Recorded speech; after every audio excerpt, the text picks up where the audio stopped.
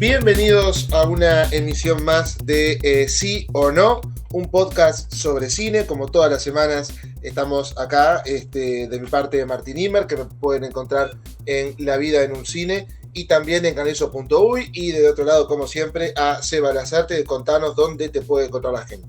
¿Cómo andás, Martín? Me pueden encontrar en cine en uy.com y si no en Cine Explicado en YouTube.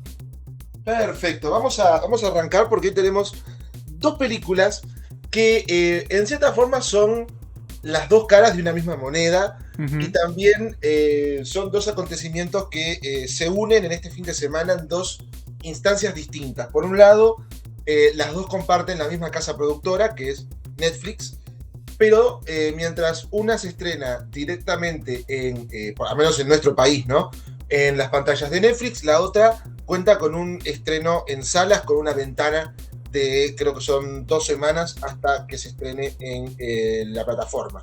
Estamos hablando de La mano de Dios, del director Paolo Sorrentino, y de El poder del perro, de la directora Jane Campion. Dos películas que tienen mucho potencial de premios y son dos películas que ya de por sí generan mucho interés para los cinéfilos. Vamos a comenzar entonces con Fue la mano de Dios, que esta es la película que se estrena este fin de semana en salas de Uruguay y que en algunos días va a estar disponible en Netflix. Es una película, como les comentábamos, del director Paolo Sorrentino, director que muchos de ustedes seguramente recuerden por la película ganadora del Oscar, La Gran Belleza, una película que ganó en el año 2013-2014 el premio a Mejor Película Extranjera, como se le conocía antes. Y luego una carrera internacional que osciló entre el cine, con trabajos como Silvio y los otros, La Juventud, Este también es mi lugar, y la tele con El nuevo Papa y El joven Papa. Esta es una historia bastante distinta para lo que él viene haciendo, es una historia con tintes autobiográficos muy fuertes, que sigue la historia de Fabieto, un adolescente que vive en Nápoles en los años 70 y mientras La mano de Dios del título, mientras Diego Maradona hace su carrera en Nápoles y sus mejores momentos de la selección argentina, Fabieto vive cambios fundamentales en su vida y en su familia que lo van a llevar a la determinación de convertirse en cineasta. Comentame, Seba, primero, ¿qué opinas del cine de Paolo Sorrentino? ¿Te gusta Paolo Sorrentino? Me encanta Paolo Sorrentino, al menos lo que he visto. No voy a decir que vi toda su carrera, pero desde el momento en que vi, yo siempre pensé, me quedé pensando siempre, la primera película de él que vi fue La Gran Belleza. Sí. Pero en realidad fue como un poco más después de La Gran Belleza y entrar y ver, mira, este director ganó el Oscar, muy, conocido, que tenía su carrera. Me entero que también había visto Il Divo, que es una película que viene un poco antes, sí. Muy memorable para mí además, pero nunca había registrado al director. Pero con La Gran Belleza es, incluso si te gustaba, me parece, Paolo Sorrentino, es como un antes y un después incluso en su carrera, porque es una película brillante, una de esas de obras maestras, me atrevería a decir. Obra maestra moderna. Que claro, lo cementó en un lugar que, bueno, lo llevó, como decías vos, a hacer cine en Estados Unidos, incluso con películas como La Juventud, porque parece que es una película más bien norteamericana, al menos de habla claro, con sí, actores internacionales. Actores internacionales, también. O sea, olía más a Hollywood que a su cine habitual, digamos, europeo. Sí. Pero todavía con sus tintes, con su mano. No vi su paso por la televisión, como decías recién. Me interesa mucho, tengo que sentarme a verlo. Muy buenas las dos. Ahí va. Sí, como vienen por la misma línea igual, me parece. Sí, son una continuidad, pero se presentaron como dos series distintas, aunque son una continuidad de la misma historia. El nuevo Papa y el joven Papa, perdón, y el nuevo Papa, la segunda parte. Ahí va. De alguna manera, incluso viendo de afuera esas dos, es como que las miro y me doy cuenta que él está detrás. Tienen su brillo, tienen su lenguaje, su forma de narrar, sus personajes particulares. Sí. Y me parece importante aclarar eso, cómo en realidad él tiene un cierto camino y un cierto estilo y ciertas costumbres que están en su cine que lo hacen original, sin ser algo... se separa del resto, pero sin ser algo, como a veces hablamos de Wes Anderson, donde ves un plano y ya sabes quién es y todo. Me parece que hace un buen trabajo de entre ser él y ser otra cosa y lo hace muy bien. Claro. Pero lo aclaro porque me parece que acá en su nueva película, en Fue la mano de Dios, que es una película, como decías vos, un poco autobiográfica. No sé qué tanto, porque francamente no leí mucho la historia. Me parece que es inspirada en sus experiencias, pero... Tiene mucho de inspiración. En realidad, cuando yo quise leer un poco más de Sorrentino, no hay mucha información sobre él en realidad Ujú. en Google ni en muchos lados. Es medio misteriosa la figura de Sorrentino y qué tanto de él hay en la película, ¿no? Y te diré que en realidad tiene su sentido, porque si bien me parece que estas son como experiencias reales y hay una base de todo, también parece incluso una combinación como de experiencias incluso ajenas o de relatos que no son reales y todos se unen, digamos, en la historia de él, digo yo, porque es como los inicios de un futuro Sí, cineasta o un interesado en cine en realidad.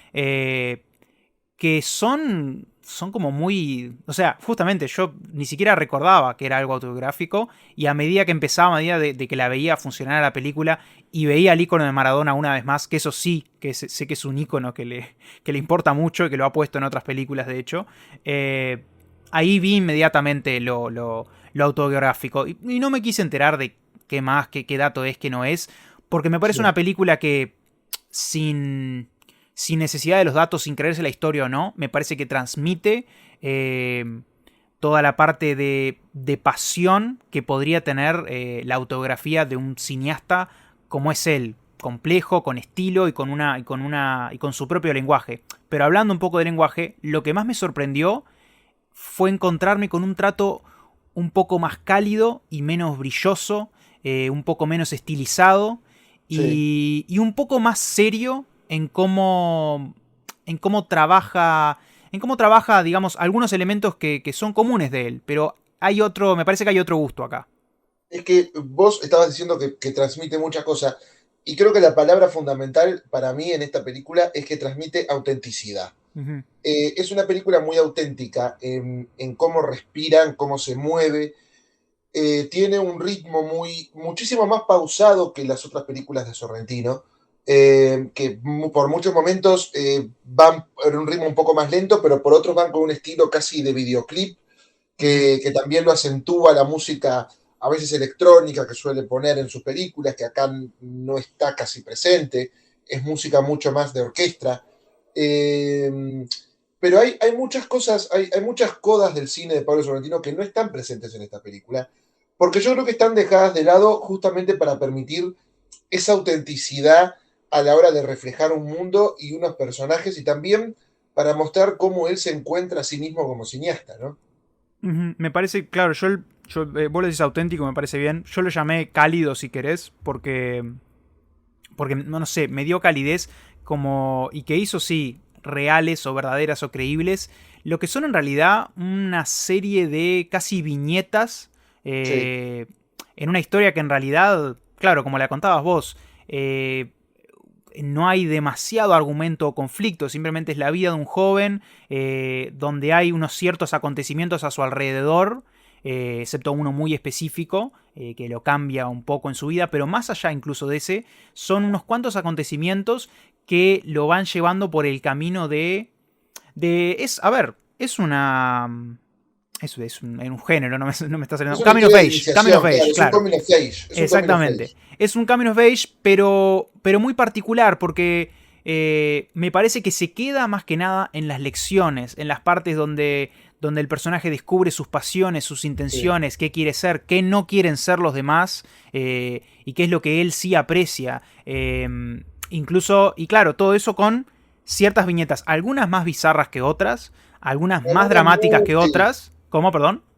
algunas mucho más bizarras que otras. Sí, sin duda, sin duda. Algunas muy particulares, hasta Sí. cómicas, algunas por momentos, o incómodas incluso, pero que resultan de alguna manera, por más bizarras, por más extrañas, la forma en que la película las muestra y con ese aire coming of age, lo que decís vos, se sienten auténticas, se sienten reales y se toman en serio. De hecho, la película empieza casi con una especie de algo onírico, algo delirante incluso, porque la Sí. película hace alusión a que puede ser un delirio, lo que vemos al principio, o algo, O algo sí, distinto. algo distinto, algo que no está, o que está, o que no está claro si está o no.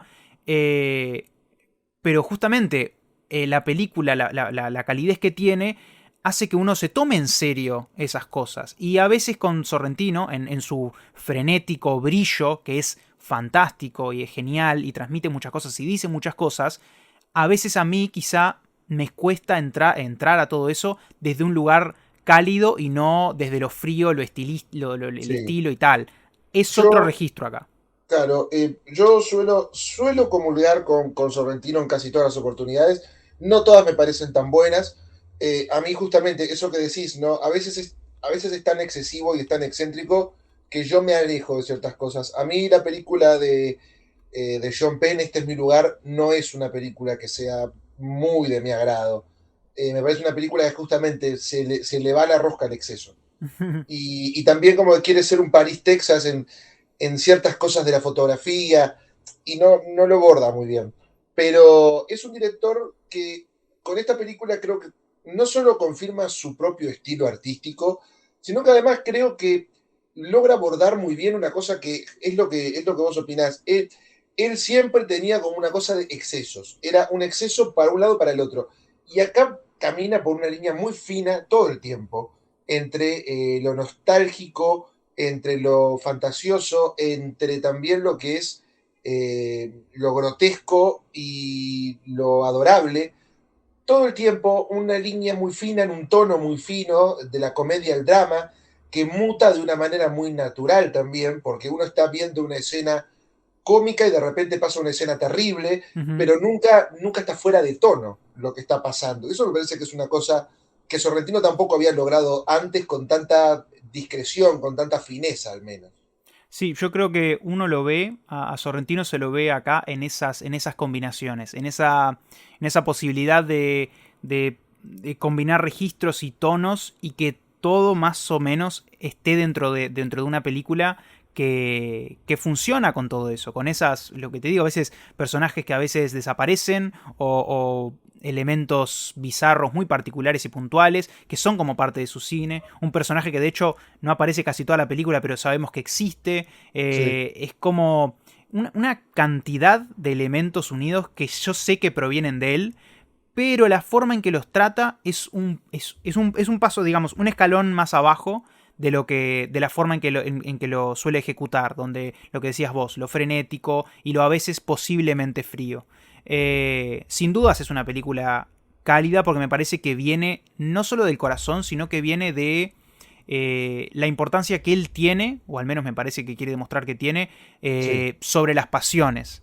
Que exactamente. que acá voy a entrar, me parece, en lo que más se ha hablado de la película, porque es una película que llega luego de la muerte de Diego Armando Maradona. Maradona, eh, que casi es una película que yo pensaba, ok, decidió hacerla después de la muerte de ella, la tenía lista, o justo es un Mirá, accidente. según Netflix, perdón, según Wikipedia, en julio de 2020 un abogado de Diego Maradona dijo que estaban explorando acciones legales contra la película por el nombre, ya que era una referencia a la Copa del Mundo de 1986. Ahí puede haber sido un error que la película no fue de los 70, sino de los 80. Mira, no sabía eso, no sabía. Sí, y Pero el uso de la imagen de Maradona que no había sido autorizado.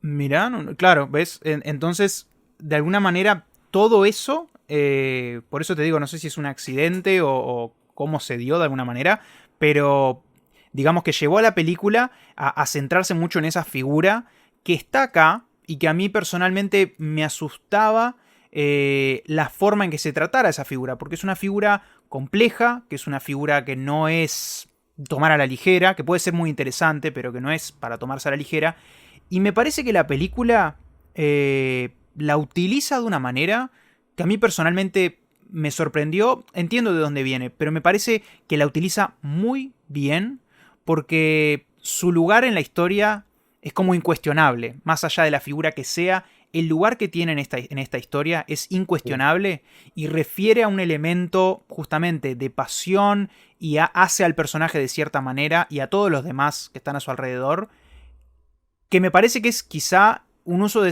esa figura complicada muy buena y Es que que realmente transmite. Decime. sí, y aparte le da, en cierta forma le da cierta columna vertebral Ujú. a lo que vos estás viendo. O sea, incluso sin estar muy presente como lo está Maradona, que está y no está, porque en realidad la película circula alrededor de sus hazañas en el Nápoles y con la selección argentina del momento, pero en ningún momento es una película que trate sobre Maradona. O sea, la película es sobre Sorrentino y sobre sus vivencias, pero en ningún momento se va por el lado de, bueno, ahora hacemos un montaje de lo que hizo Maradona. No, no. No es una película que la utiliza como marco histórico, pero no como algo más. Sin duda. Y es un personaje como suelen ser los personajes. De hecho, es un poco similar a la forma en que usó la figura de Maradona, me parece, en la En la juventud. juventud. Sí, Que es como una figura muy, muy extraña, que no habla, de hecho, casi, y que está sí, ahí simplemente como por figura y como personaje bizarro, como son a veces algunos de sus personajes. Como hay varios acá, hay dos o tres muy particulares, que funcionan casi como encuentros para los protagonistas. Todos esos personajes particulares es como que están ahí o sea, llaman la atención del espectador, pero transforman mucho a los protagonistas y me parece que la figura de Maradona, si bien casi no aparece en escena, casi no se ve, casi no tiene un desarrollo más allá de lo que se sabe de él, es una figura que está constantemente arriba de la película y me parece, repito, me parece un muy buen uso de esa figura. sí, opino lo mismo. Pero claro, y también es una figura que a Sorrentino como que siempre le fue esquiva, en la juventud también, acá también. Es como que todo el tiempo rodea, pero en ningún momento acapara. Y eso me parece que también es lo que Sorrentino debe sentir sobre la figura de Maradona. Y está bueno, está realmente muy bien cómo se usa y cómo no se sobreusa ese papel de esa figura tan mítica, tan emblemática. Dentro de una película que yo, también hay una cosa que es innegable, ¿no? Sorrentino hoy creo que es, para lo que es el cine italiano, el gran heredero de Federico Fellini, ¿no? Ujú. Acá, por ejemplo, hay una presencia constante en la forma, en el envoltorio de lo que es Amarcord, ¿no? Que es una de las películas más importantes del director italiano. Pero también hay mucho, yo al menos sentí mucho por la trama y por a dónde iba, incluso vi algo de Cinema Paradiso, Ujú. aunque sin el sentimentalismo que tiene Cinema Paradiso, por supuesto. Es que sí, de hecho, sí, justamente, hablando de cine, además, es una película que me parece, al menos, si bien no habla mucho de cine, es una película que habla de cine, yo creo. Sí, Bueno, sin ir más lejos, si quieres, autobiografía de un cineasta, es como difícil que no hable de cine, pero sí, sí, entiendo eso igual, si bien muchas veces, me parece, se lo ha comparado incluso con Fellini una cantidad de veces, me parece que acá es quizá la vez donde lo vemos ser el mismo, o ser más el mismo, o ser alguien sí, diferente a sus claras inspiraciones, me parece a mí. sí. Me parece, o sea, quizá tiene que ver con esa parte cálida o esa parte de, ok, esta es personal, esta es para mí, no puedo interponer demasiadas inspiraciones, no puedo meter en el medio tantos elementos que quiten a lo personal de esta historia para mí, porque me parece que hay algo muy personal acá, me parece que se nota y se transmite justamente por un director que decide abandonar algunas de sus costumbres para enmarcar esto con una Claro. mayor Que calidez. eso es lo que Fellini, en cierta forma, al menos en mi opinión, ¿no?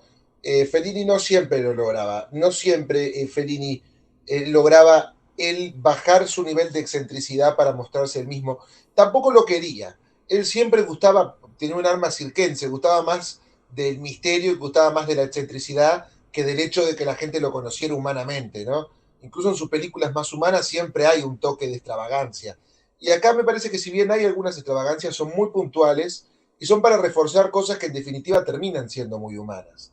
Y es una película en donde hay más carne viva que lo que puede haber en Fellini. Sí, en realidad me pareció bien lo que decías vos. Vos decías que Fellini había tenido dificultades, pero que para quizá deshacerse de esas distracciones, pero que a su vez no quería.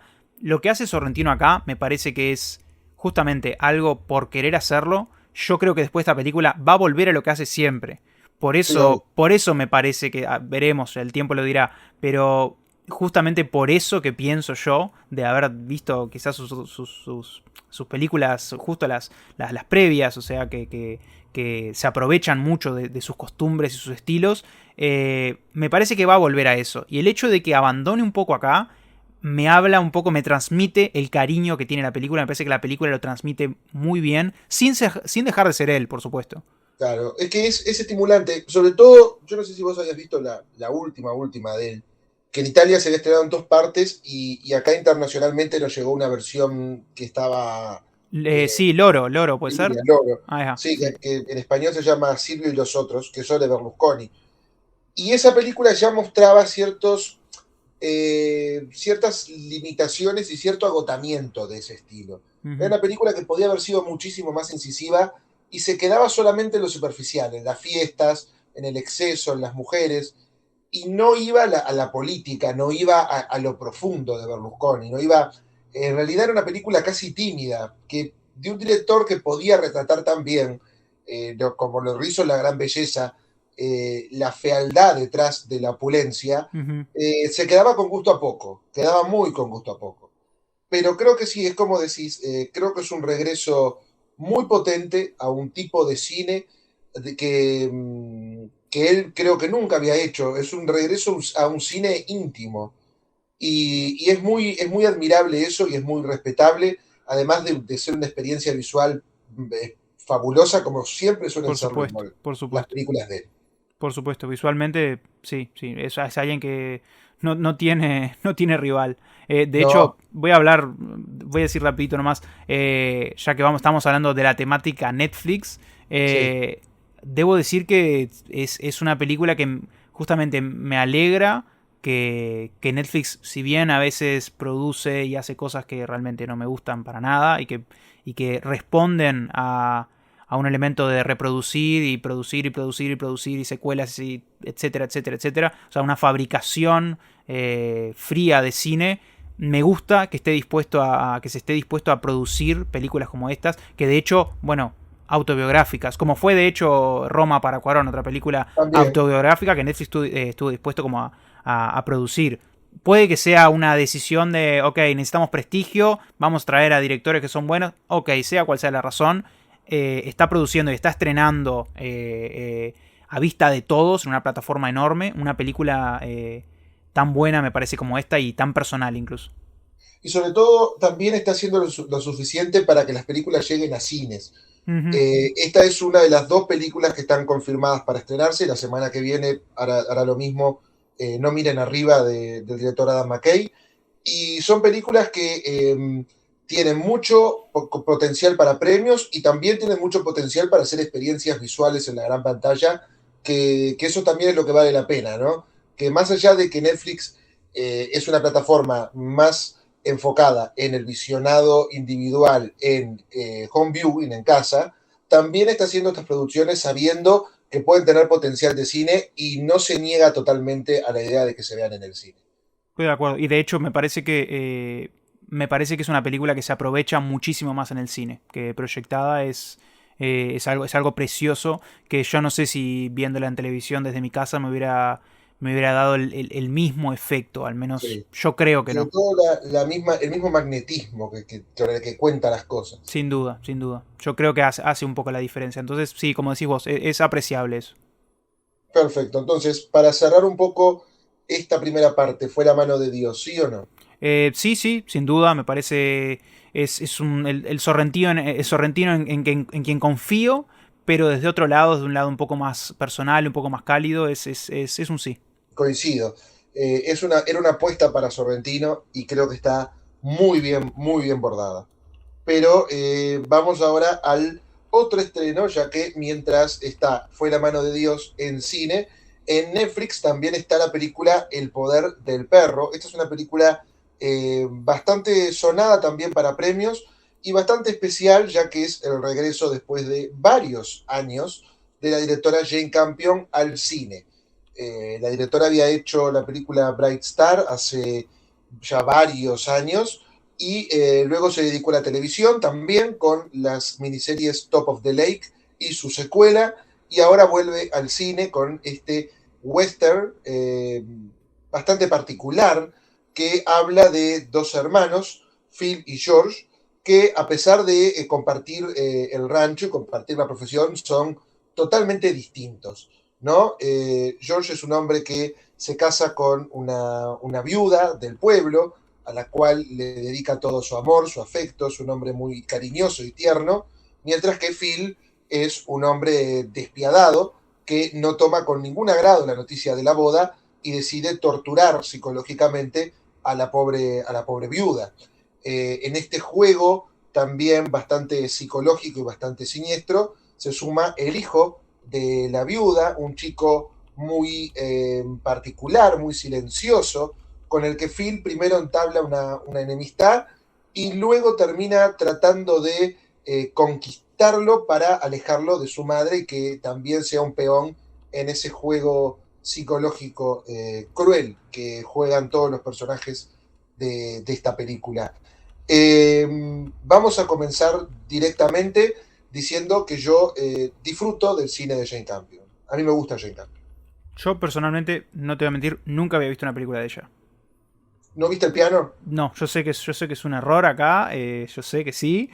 Más cuando leo 12 años después vuelve Jane Campion, estaba onda, ok, voy a ver si vi algo de ella y no, me di cuenta que no había visto nada de ella y es un error de mi parte, pero está.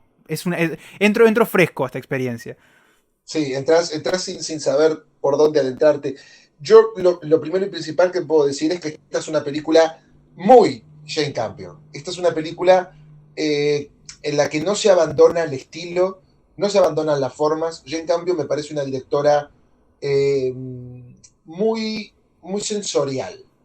Es una directora que siempre se maneja por lugares bastante siniestros, siempre es una directora de un estilo muy gótico, que siempre se maneja por esos lugares, siempre presenta historias truculentas. El piano, la lección de piano se llama acá, es una película muy truculenta también. Es una película muy que más allá de presentar una historia con tintes románticos, era también bastante cruda, era muy crudo el abordaje, eran extraños los personajes, ásperos, algo que también se repitió más adelante, que después en otras películas con otros estilos también se hizo por ese lado y es una combinación que también fue bastante cuestionada, como por ejemplo la película En carne viva con Meg Ryan, una película bastante valiente que añadía también un componente feminista a una historia de un psycho killer.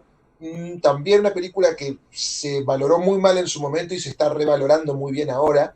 Y finalmente El poder del perro, una película psicológica y muy sugestiva. No sé primeramente, qué te pareció, qué opinaste de la forma. Hablabas, me dio gracia cuando empezaste con el argumento, que cómo intentabas, empezaste por un lado y como que terminaste en otro, y eso un poco me parece lo que hace la película, en el sentido de qué importantes son los géneros que a veces nos predisponen a ciertas cosas, y es cierto, este es un western que de alguna manera evoluciona y se va transformando poco a poco en una especie de, como dijiste vos y lo repetiste dos veces, en una especie de thriller psicológico que en el que, claro, los personajes... A mí, voy a decirlo, me encantó esta película, me parece una película fantástica, que utiliza sus personajes, están tan bien desarrollados, son tan sólidos y crean entre los tres, para mí principales, que después ya diré quiénes son, crean una especie de triángulo de conflictos. Siniestros. ¿Cómo? Perdón. Siniestros. Siniestros y a su vez justificados, con sus propias razones para ser como son, para relacionarse, sí, cómo funcionan, y de alguna manera todas son figuras sumamente trágicas. Es una película, para mí es una especie de tragedia siniestra, thriller psicológico, que si uno la mira muy desde afuera, de forma muy fría, y realmente no entra en la historia como tal, puede ser que algunas cosas le pasen por encima o la tome muy a la ligera, porque me parece una película que quizá si uno no entra del todo, se la puede tomar un poco a la ligera o puede ser un poco más sencilla de lo que en realidad es. Me parece una película que incluso me gustaría ver de nuevo para ver el Sí, funcionamiento de ciertos personajes, para ver la profundidad que hay algunos personajes que al principio los veía y los entendía, ok, esto funciona así, este es así, este es así. O sea, todo tenía como un cimiento que conozco y de hecho era de un diálogo común, nada fuera de lo normal.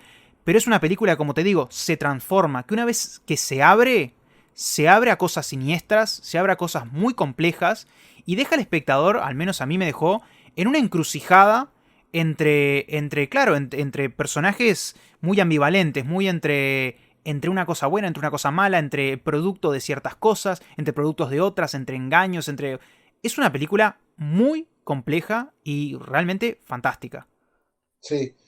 Opino lo mismo. Es una película de un nivel de complejidad y sobre todo lo que a mí más fascinación me produce ante la película es el hecho de que se maneja de una forma tan sugerente ante temas profundamente inquietantes, de una forma en la que nunca se trastoca la sensibilidad general de la cinta, porque en ningún momento la cinta se va por extremos gore o extremos truculentos, grotescos, pero siempre hay un elemento disociativo dentro de la escena que te confunde, que te deja mal parado frente a lo que está pasando y que siempre es bastante perturbador, pero muy sugerente. Nunca se dice nada de forma directa en esta película. Es cierto, claro, por eso yo hablaba a veces de diálogos comunes o sencillos, porque por dentro de los personajes hay muchísimo más, me parece. No hay nada que sea. No hay nada que sea realmente obvio, si bien puede parecerlo. Todo viene de un lugar y nadie expone demasiado ciertas cosas. De hecho, me parece el único momento donde se expone algo que además uno olvida es en los primeros 30 segundos de la película, Sí, con una pequeña frase. Pero como decís vos, la palabra es inquietante. Es una película además que, hablamos de western, es una película que construye tensión deshaciéndose de lo que muchos esperarían de un western. Como hablabas un poco del argumento, el personaje de Benedict Cumberbatch, que se llama Phil, me parece, sí. es una figura inquietante, es una figura además que habla de temas de masculinidad, de la fragilidad masculina, de mucho, pero que además es una figura que entra en escena e inquieta, pero no inquieta por lo que uno esperaría. Yo miraba la película y decía, ok, este personaje en realidad, en otra película menos ingeniosa y menos capaz, este personaje sería más obvio o más... un villano de western incluso. Claro, un villano mucho más convencional. Exacto, y de hecho me parece que esto lo describe muy bien. Es un western en el que no hay sheriffs, no hay pistolas, no hay absolutamente ningún elemento que podría haber perfectamente. Una pistola Sí. podría darle al personaje de Benedict Cumberbatch un cierto miedo de hoy qué puede hacer con eso. Es un personaje que es más rudo, Bueno, complejo puede que ser otros. más explosivo, sí. Claro, más explosivo. Justamente, no. De hecho, hace muchísimo más con un banjo, con una Sí. guitarra, que con lo que podría hacer con un arma. Me parece algo, es medio tonto, pero me parece que explica muy bien el tipo de figura inquietante que pone esta película. Lo mismo con el personaje de Kristen Dunst, Kirsten Dunst, que sí, vendría a ser la viuda en la historia. Y por último, para mí el tercer protagonista, que es la figura del hijo de esta viuda, que es una sí. figura muy particular en la que no me gustaría decir de más o de menos porque me parece que la estaría estropeando y quizá no la estaría explicando del todo, porque es una figura muy compleja en la cual termina la película y tampoco se entiende completamente del todo, donde hay mucho oculto debajo. Claro, es que eso es lo que a mí me pareció muy inquietante. Por ejemplo, hay una clara división en los momentos en los que ese tercer personaje no está, porque la película va por otros caminos, pero en el momento en el que vuelve el personaje del hijo, que se va bastante temprano en la trama y llega más cerca del final, de repente comienza a abrir matices y comienza a abrir heridas bastante inquietantes para lo que es también la figura de Benedict Cumberbatch, un hombre que oculta también situaciones que pueden ser sugeridas dentro de un texto que en ningún momento quiere revelarte más de lo poco que las imágenes te muestran. Y bueno, justamente, que vos te imagines cosas inquietantes dentro de una trama que es muy, muy oscura, habla también del poderío que tiene Jane Campion a la hora de manejar el cuento, ¿no? Sin duda, me parece que hay mucho que tiene que ver con el espectador y lo que imagina, claro, lo que imagina de los personajes, porque la película le da lo suficiente para que haga sus propias Sí, conclusiones, pero uno hace sus propias conclusiones sobre la mitad. Y después esas conclusiones se transforman, pero cambia. no hay una respuesta, se transforman en otras cosas. Es una película que, claro, carece de ciertas respuestas y por eso es tan efectiva, por todo lo que no Impresionante. se dice y justamente no está y no va a estar. Por eso es una película que sí es inquietante, pero a su vez es muy, para mí, muy trágica y muy Por dramática supuesto. en cómo todos los personajes son de alguna manera una cierta víctima, porque todos tienen una cierta fragilidad escondida y también ciertas fuerzas. Pero todo eso está ahí y uno deja la película, a mí yo la dejé sí, con lo inquieto, con lo siniestro que está ahí, pero también con una cierta pena y tristeza de toda la tragedia que hay alrededor de esta Por película. supuesto. Porque además hay que decir una cosa, sin caer en spoilers ni nada, pero el final, concretamente, yo creo que es uno de los más sugerentemente siniestros de los últimos años en una película, en cualquier tipo de película, un western o lo que sea. Es un final que funciona a partir exclusivamente de seguir muy atentamente la trama y seguir muy atentamente el movimiento de los personajes que se desplazan casi como de una manera muy, muy, casi de otro tipo de cine, ¿no?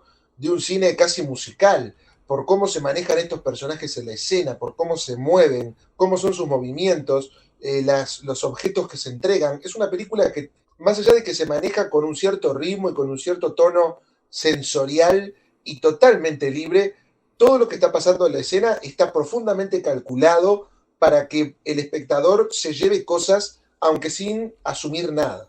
Sí, está muy bien eso. La verdad está muy bien lo que decís me gustó lo que decís de cómo se entregan las cosas, cómo unos ciertos pequeños o breves planos detalle de ciertas cosas, cómo manejan, dicen mucho de los personajes. O quizá, a ver, todas las películas hacen eso, pero dicen porque estos personajes tienen que hablar por ese lado, porque no hablan desde otro lugar. Y bueno, ahí Claro. tengo que entrar capaz en lo que son las actuaciones que, como te decía, ese trío, esos tres personajes, esos tres intérpretes, son fantásticos. Por supuesto, para mí igual, dejando bien marcados quizá como lo más destacable, son el Benedict Cumberbatch, que está para mí fantástico, muy sólido, de hecho haciendo un acento que en algún momento pensé, dije, Sí. capaz que otro actor podría haber sido más adecuado para, y se me ocurrían algunos ejemplos. Cuando terminé la película me pareció que era absolutamente el ideal. Y después el chico, el joven Cody Sí, Smith McPhee, creo que se llama, que lo hemos visto en algunas sí. cosas, Lo hemos visto en otras cosas, pero no incluso. así. Él era el niño de la carretera también. Ah, puede ser, no me acuerdo. Recuerdo que No está recuerdo. en una de las de los planetas de los simios reciente. Eh, También. es un actor que sí, que hemos visto, pero que yo no lo he visto así, sin duda. Claro, él lo que le suma es una suerte eh, de fragilidad casi febril, casi enfermiza, que es lo que le falta al personaje de Benedict Cumberbatch, que hablando un poco también de lo que decías de lo que es Benedict Cumberbatch, yo creo que es un actor que a mí no siempre, no me cerraba mucho, no me cerró nunca. Me parece un actor que es muy dado a la repetición, desde Sherlock ya, y después cuando pasó a ser Doctor Strange, y en el medio cuando hizo el código Enigma, me daba a un actor con gusto a repetirse. Y en este caso me sorprendió totalmente. porque más allá de que sobre el final vuelve un poco más a lo que él se especializa, que son esos personajes frágiles, sensibles, que cambian un poco el paradigma, el comienzo sobre todo de él y ciertas actitudes que mantiene hasta el final de la película, es de un nivel de masculinidad tóxica y de un nivel de armado de personaje y armado de la concepción del macho que nunca estuvo en una película que él hiciera, o un personaje que él lograra, y me parece que está estupendamente logrado. Además de ese acento que realmente está muy bien logrado también. Sí, de lo que hablabas, ahí tiene, para mí tiene que ver con, y me parece el personaje, el actor ideal para este personaje, por cómo justamente me parece que maneja muy bien todos los aspectos que tienen que ver con esa masculinidad tóxica, de alguna manera impuesta o por sí mismo o por la sociedad o por ciertos códigos o enseñanzas. Es una película que sí habla sin duda de figuras paternas, de masculinidad, el lugar de la masculinidad, lo frágil, la evolución, la capacidad de aprender, porque también tenemos, está el otro personaje que es su hermano, su compañero, que de alguna manera Sí, es muy es distinto, que ha evolucionado, y ha cambiado, y ha aprendido, y él se mantiene en un cierto lugar que es incapaz de dejar. O sea, el aferrarse también a códigos del pasado, que incluso si inquietan a los demás y son tóxicos, igual esa obsesión por mantenerlos y por ocultar otras cosas. Realmente es una película que habla de mucho sin en realidad hacer demasiado en lo que tiene que ver con las acciones. De hecho, es una película que incluso quizá podría hasta ser más corta de lo que es. Que para hoy una película de 2 horas no me resulta tan larga tampoco. no te larga en No, sin comparación duda, no. con todo lo demás que se nos viene. Claro, nos viene una cantidad de estrenos de más de 2 horas y 20, 30, 40, no sé. Pero justamente, Sí, incluso así, me parece que podría ser una película hasta más corta, porque en realidad con muy poco hace mucho, mucho, y hay mucho, es una película con mucha profundidad, con mucho por abajo, y funcionará para que quizá la quiera ver como western, un drama, un thriller, podrá tener algo. Si uno está dispuesto a entrar, y uno está dispuesto, me parece, a verla una vez más, que yo en algún momento lo haré, me parece una película muy sí. interesante para analizar. Hay mucho acá, hay mucho. Y claro, decíamos, es una película que de alguna manera tardó 12 años en hacerse, porque la directora hacía 12 años que no filmaba un largometraje. Se nota, me parece que se nota el trabajo que hay acá por abajo en Sí. muchos detalles. Y aparte, se nota la mano de una directora con un universo y con una forma que son tan fascinantes en tantos aspectos, ¿no? El cine de ella circula por estos caminos donde siempre está presente la sorpresa, siempre está presente lo impredecible, siempre está presente la exploración, podría decirse, hasta humana de personajes muy siniestros. En todas las películas de ella abundan ese tipo de personajes que serían fácilmente condenables en otras películas y acá, sin ser justificados, son analizados. Acá se analiza el personaje de Benedict Cumberbatch. Por supuesto que eso incluso dejando un poco en segundo lugar a la pobre víctima que es Kirsten Dunst en esta película, pero se analiza un tipo de personaje y un tipo de formas masculinas que creo que está muy, muy bien logrado. Sin duda, sin duda. La verdad, de alguna manera me dio gracia cuando terminó. Es como que me quedé un poco sin palabras. Me parece. Es algo que en el segundo en que terminó dije, ok, esto es de lo mejor que vi este año. Pero me costaba un poco poner las palabras desde qué lugar. Cómo decir de alguna manera, ok, esto es sumamente siniestro e interesante y profundo. Y a su vez me deja en un lugar que es casi devastador, porque por eso mismo que decís, por cómo humaniza a figuras complejas o siniestras o que dicen muchísimo más de lo que dicen en una primera instancia, sin ser obvio, porque me parece que tampoco Claro, es y obvio. lo que dice el diálogo también, Ujú.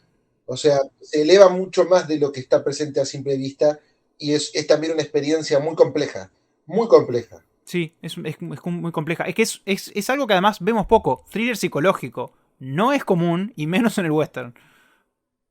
Exactamente, exactamente. O sea, hay westerns que sí, que que quisieron indagar un poco más en la psicología de sus personajes, pero a nivel de maestros, ¿no? Por ejemplo, John Ford. Acá Jane Campion viene, agarra un género que no le es propio, o sea, eh, no es habitué de género, y lo reversiona hasta lograr un producto que ni siquiera termina siendo un western, pero es un producto muy propio. Es una película muy personal, muy propia, y que realmente logra salir de todas las preconcepciones y volverse algo muy auténtico, ¿no? Y volverse eh, transmutar ante el espectador de una forma muy, muy audaz y muy auténtica. Sin duda, sin duda. De hecho, igual voy a decir, hablabas justamente del western, me parece que igual, sí, se puede decir que no es un western, pero debe de alguna de manera ser un western y formar parte de ese género, porque me parece que comenta incluso del mismo, porque se aferra a ciertas figuras de ese Por género y supuesto. las reinventa y las cuestiona, sus valores, su funcionamiento, incluso los personajes de cine de ese género, o sea, me parece que los cuestiona. Hay mucho acá, hay mucho acá. Con más tiempo, Sí, quizá podría tener teorías y desarrollos más mejores hablados, pero me quedo por acá en decir que una película profunda, con muchísimo desarrollo y fantástica, fantástica, de lo mejor del año, sin duda. sí, debe ser, en lo que son westerns con aires de reinvención, debe ser uno de los más estimulantes que han salido en los últimos años, de los más complejos, de los más balanceados, con matices, con personajes y actores fascinantes, y sobre todo también con un poderío visual, realmente con un nivel de maestría visual, auditiva. Es una película en la que los sonidos cobran muchísima importancia, los silencios. Es una película de silencios. Y también una película de escenas que no siempre obedecen a la acción en el plano, ¿no? Que de repente hay dos personajes hablando y se corta a otra situación externa, pero que contribuye a la tensión y contribuye a lo que se está contando, ¿no? Y eso me parece que también es muy interesante. Cómo también lo visual contribuye mucho sin ser precisamente concentrado en personaje habla, personaje responde. Me parece que la cámara también circula por otros lugares con una gran libertad. Sí, me parece que sí, con una gran libertad, sí, pero no, tampoco es obvia, es lo que te digo, no hay nada acá. Me parece que es una película que a simple vista parece común, parece que no tiene demasiado y funciona de alguna manera como la historia en sí. Parece que la conocemos, parece que no tiene otras intenciones, pero como decías vos, lo técnico, las decisiones artísticas, la música incluso es muy particular cómo llega un momento de la película en la que la música acentúa una cierta tensión que quizá sin ella no sabríamos saber si está o no está, o qué tipo de tensión es realmente, Exactamente. pero informa mucho y mantiene, me parece importantísimo porque mantiene al espectador donde tiene que estar, porque quizá podría confundirse, quizá podría perderse en cuáles son las intenciones un poco de la película, y me parece que en ese sentido la música te lleva un poco de la mano para mantener Sí. la fuerza y el efecto de lo que es el tercer acto, que es fantástico, fantástico, supremo. No sé, no se me ocurren más Sí. palabras. Sí, realmente es para mí una de las películas del año. Es un sí para mí, clarísimo. Imagino que para vos Sí, sí, también. sí, sí, es que sí, no hacía ni falta. Y es lo que está bueno que hablábamos hace un rato, ¿no? Son dos películas de Netflix que se pueden disfrutar de dos formas distintas. En unas semanas va a estar también Fue la mano de Dios, pero que en cierta forma las dos hablan de lo mejor de Netflix, ¿no? Del mejor valor de Netflix como una empresa creativa que por supuesto busca los premios, pero que también permite producciones arriesgadas. Me Ujú. parece que esta película, sobre todo, Fue la mano de Dios, tal vez por su condición también de película italiana, que maneja distintos códigos, podía haber llegado igual de otras formas.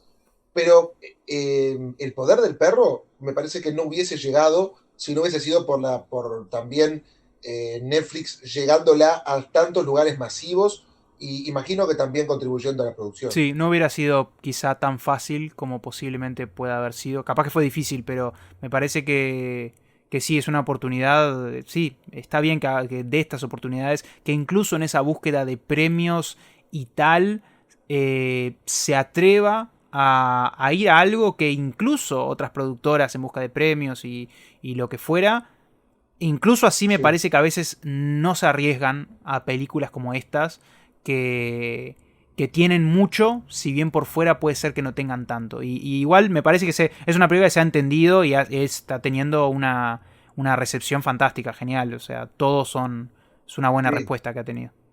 Es una muy buena respuesta y también es como decís, yo no creo que con tanto potencial, pero a su vez tan poco potencial económico. En cierta forma, Netflix lo que hace también es salvar el potencial que puede tener una película desde ese costado, ¿no? Claro, claro. Sí, si la buscan solamente para premios y prestigio, ok, la tienen para eso y por suerte no va a ser una mala historia si no hace tanta taquilla porque en realidad no está para eso. Y además en Netflix, de hecho estaba mirando, estaba en el top 5 o no sé qué cosa, o sea, se va a ver igual, en Netflix se mira muchas cosas, las nuevas se miran. Sí, las novedades y también aparte el elenco y el hecho de que también Netflix tiene una muy buena publicidad interna que también acerca las películas a muchísimo público. Sí, y acerca cosas distintas también, porque puede esperar un western con Benedict Cumberbatch que, no sé, sí. ven el póster, el tráiler, lo que sea rápido y sí, pueden pensar que es una cosa que después no es. Así que me parece que puede agarrar desprevenido incluso a espectadores. Sí, pero bueno, entonces creo que podemos dar por finalizada esta emisión del día de la fecha, con dos recomendaciones muy poderosas, cada una por su lado. Un sí para Netflix. Compartiendo de esta forma. Sí, un sí para Netflix. En esta oportunidad fue un sí para Netflix. Después de varios no. Ya le haremos de sí, sin duda. También, ¿no? Sin duda. Bueno, Seba, comentanos dónde podemos encontrar. Me pueden encontrar en cine en uy.com y si no, Cine Explicado en YouTube. Perfecto, a mí me pueden encontrar en La Vida en un Cine y guionizo.uy. Muchísimas gracias, Seba, por estar. Muchísimas gracias al público que nos sigue y que nos escuchó esta emisión de Sí o No, un podcast de cine. Hasta la próxima.